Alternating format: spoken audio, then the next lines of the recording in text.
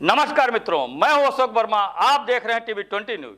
आप सभी प्रिय दर्शकों को टीवी 20 न्यूज परिवार की तरफ से दीपावली की हार्दिक शुभकामनाएं। अब रुख करते हैं आज की खास खबरों की तरफ।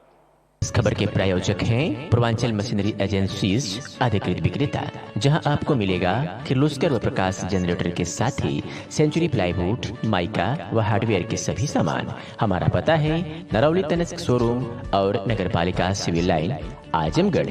मोबाइल नंबर है 9415 20 77 28 यानी 9415207772।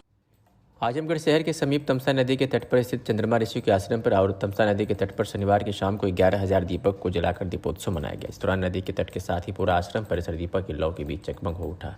इस दौरान भारी संख्या में लोगों की भीड़ उमड़ रही। इस दौरान प्रमुख रूप से मौजूद भारतीय जनता पार्टी की प्रदेश कार्य समिति के सदस्य जयनाथ सिंह ने कहा कि चंद्रमा ऋषि का आश्रम आजमगढ़ के निवासियों के साथ ही सभी के लिए आस्था का केंद्र है। वाल्मीकि रामायण में भी इस स्थल का जिक्र है। भगवान राम जब वन के लिए जा रहे थे तो चंद्रमा ऋषि के इस आश्रम पर भी विश्राम किए थे। इसमें पुरुष चंद्रमा ऋषि ने यहाँ पर तब भी किया था। इसलिए चंद्रमा ऋषि के आश्रम होने के साथ ही भगवान राम से जुड़े इस स्थल का पौराणिक महत्व है और लोगों की आस्था का केंद्र है। जिस प्रकार से अयोध्या से में लाखों दीपक जलाए जा रहे हैं, उसी प्रकार से आजमगढ़ में यहाँ चंद्रमा ऋषि के आश्रम पर भी दीपोत्सव मनाया जा रहा है। उन्होंने कहा कि चंद्रमा ऋषि के आश्रम को पर्यटन स्थल के रूप में विकसित करने के लिए प्रदेश की सरकार ने कई कदम उठाए हैं और करोड़ों रुपए यहाँ पर खर्च भी किए हैं।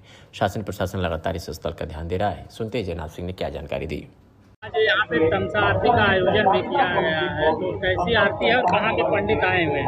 अभी तमसा के पावन तट पर तमसा की भव्य आरती हुई है और वाराणसी के काशी से ब्राह्मण चल करके आए और तमसा की आरती के रूप में सम्मिलित हुए और भव्य आरती का आयोजन किया गया है और हम सब आजमगढ़वासी इसका लाभ लिए हैं। और अभी एक कैसेट का भी इसी माटी कलाले तमसा बंदन तमसा आरती का गायन भी किया है, तो उसकी कैसेट का भी विमोचन हुआ। बहुत बहुत धन्यवाद।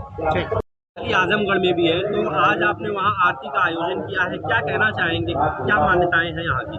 निश्चित रूप से आजमगढ़ जनपद की सबकी आस्था का केंद्र चंद्रमा ऋषि इसी धरती पर तपस्या किए थे, उनकी तपोभूमि पर है और उस तपोभूमि पर और यहीं पर जो वाल्मीकि रामायण में उल्लेख मिलता है, इसी धरा पर इसी तमसा तट के पावन तट पर मर्यादा पुरुषोत्तम रामचंद्र जी जब वन को जा रहे थे तो रात्रि का विश्राम इसी तट पे किए थे और हम सबके श्रद्धा के केंद्र चंद्रमा ऋषि जी यही तपस्या किए थे।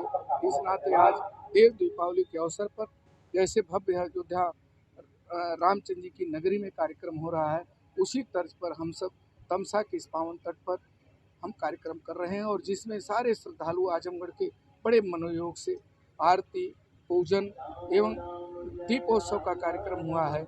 मैं बहुत जनपद वासियों को बहुत बहुत बधाई दे रहा हूँ। आज इस तपोस्थली पे एक वार्षिक का आपने स्वागत भी किया है, तो किस तरह का तेज इन पे देखने को मिला, आपने किस तरह से आशीर्वाद दिया? निश्चित रूप से महाराज जी का आशीर्वाद और यह आप तपस्या यहाँ कर रहे हैं कई वर्षों से और इन्होंने बहुत कुछ झेला है, बहुत कुछ इन्होंने देखा है यहाँ पे, लेकिन जब से इस तपोस्थली पे महात्मा जी आए हैं, यह तपोस्थली निरंतर प्रगति के रास्ते पर है और शासन प्रशासन के लोग भी इस तपोस्थली पे बहुत ध्यान दे रहे हैं।